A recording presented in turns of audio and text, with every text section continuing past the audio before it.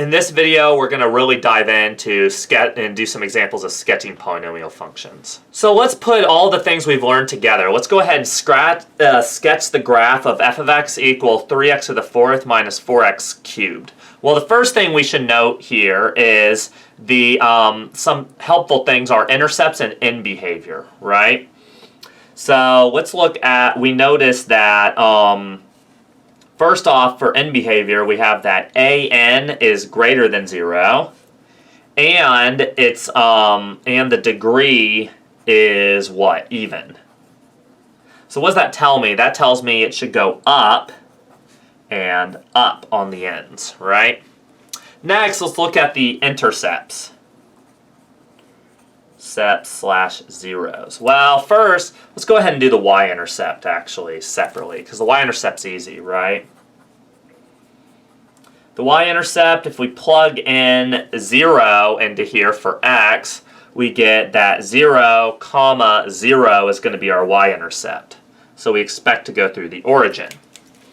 However, we also see that that should show up as an x-intercept, so let's go ahead and look at the zeros. Well, looking at the zeros, we have that 3, we can factor this as x cubed with a 3x minus 4, which means our zeros would be x equals 0 with multiplicity 3, and it should be x equal 3x equal 4/3 with multiplicity 1. Well, what does that tell me? Well, because it's multiplicity 3, I know it's going to level off here. I expect it to go up this way.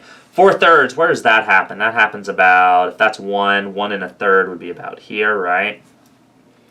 So I expect I should go up here, right? Because that's the last time I can pass through 0, going up that way. Here, I expect I'd come down from 0, and because multiplicity 3, I expect it to level off a little bit there. So something like this.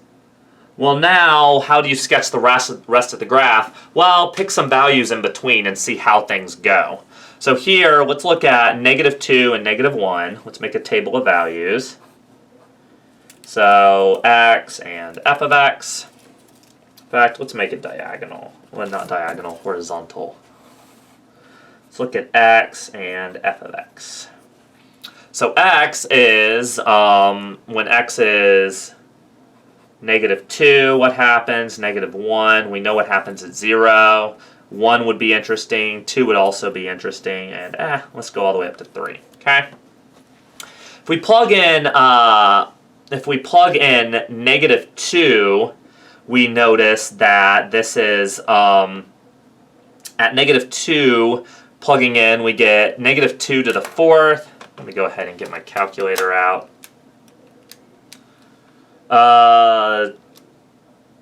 So we have 3 times -2 to the fourth is 16. And then we're going to take away 4 times 8 is 32. So 32.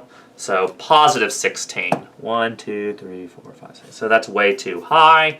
Let's look at -1. If we plug -1 in, we get 3 minus -4, so that would be 7, right? 1, 2, 3, 4, 5, 6, 7 would be up here. Right, because it changes the sign, so that'd be 7. If we plug 1 in, we get -1. We'll go ahead and finish this. 2, 3 times 16 is again 48, but now we're going to subtract off, or no, we're going to add, no, we're going to subtract. 4 times 8 minus 32, which would be 16. Yeah. So we have this up here, so it should look something like that. So yeah, plugging 2 in, we get 16. This actually wouldn't be 16, this would be 48. I messed up. Because 32 plus that, because it changes the sign. Anyways, doesn't matter. I don't really care about 3 because it's going to be too high. If I do 16, that's also too high. But down here, I get -1, which is interesting. I'm going to assume it turns there. We don't really know that from the graph.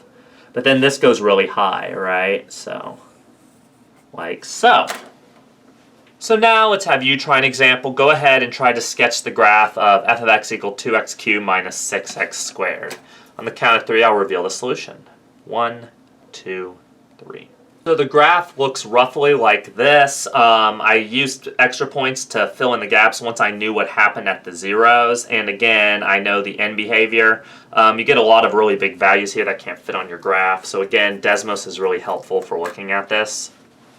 Let's do one more example just so you can get the hang of this. So let's go ahead and sketch the graph of f of x equal negative 9/2 x plus 6x squared minus 2x cubed. The first thing you should always do is try to put f into standard form, which is, in this case, you start with the highest coefficient, the highest power, and then go down in lower powers.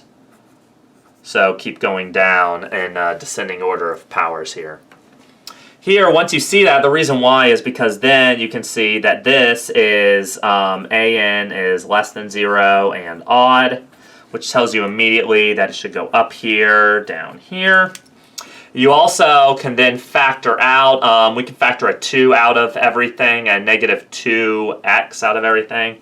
Factoring out negative 2x out of everything, we get negative 2x times x squared plus 3x minus 9/4 by factoring out a 2 out of that. Oh, plus 9/4, there should be a minus here.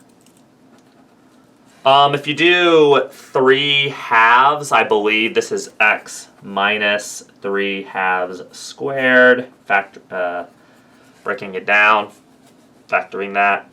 And then here you'll have that, thus x equals 0, or x equals 3/2, where 0 has multiplicity 1, and 3/2 has multiplicity 2, because of the power.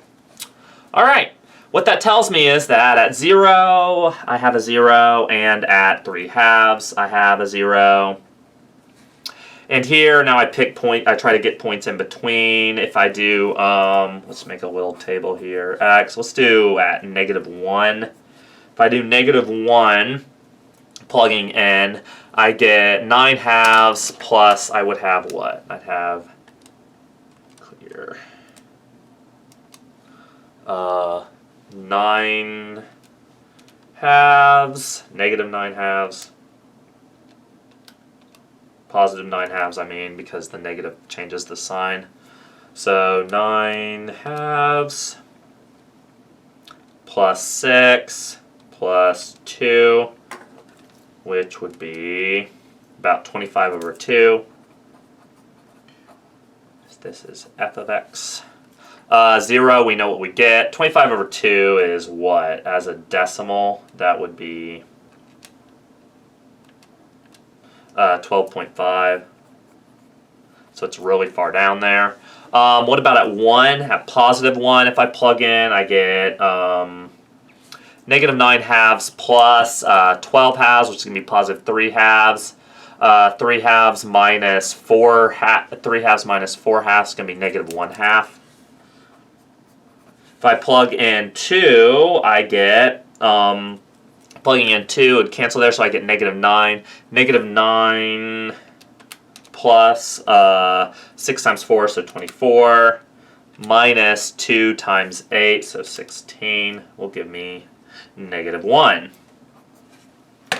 And so I could keep picking points, but basically I can see by plotting these points that I'll get negative 1/2 here. Down here, I'll get 12.5, so way up here, 1, 2, 3, 4, 5, 6, 7, 8, 9, 10, 11, 12, so it's like way up there, which makes sense because of the end behavior. And here, I expect it to bounce here because of the multiplicity 2. At 2, I'm down at negative 1. So indeed, this graph does appear to actually make sense, where I go way sky high here, right?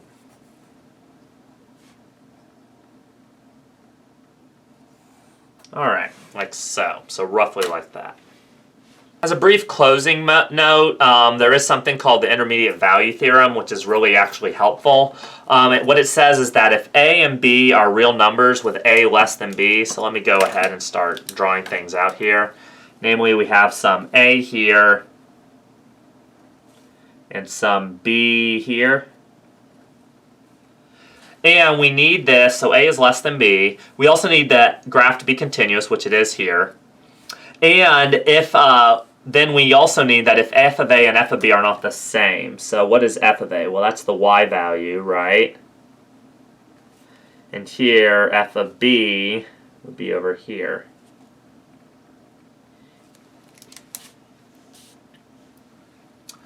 Well, what this tells us is then if you take any value there, and then we can always find some c where if we picked any value y in between, we would be able to backtrace and find some c here in between A and B. That's all that it says.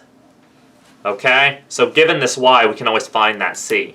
Namely, because this only works for continuous functions, so no breaks in them, but what we have here is this always will work for polynomial graphs because, as we noted in our first video for this section, you will always have that polynomial functions are continuous. So this always works for polynomials. The real application of this, so stay tuned, it's going to be in section 2.7 when we solve nonlinear inequalities, because what it tells us is that a polynomial function can only change its sign from positive to negative for its y value if it passes through 0. Namely, you can't skip over 0. For more practice with working with sketching polynomial functions, be sure to see pages 132 and 133 of the textbook and work problem 7 and 63 through 84. In our next video, we'll start talking about long division and the division algorithm.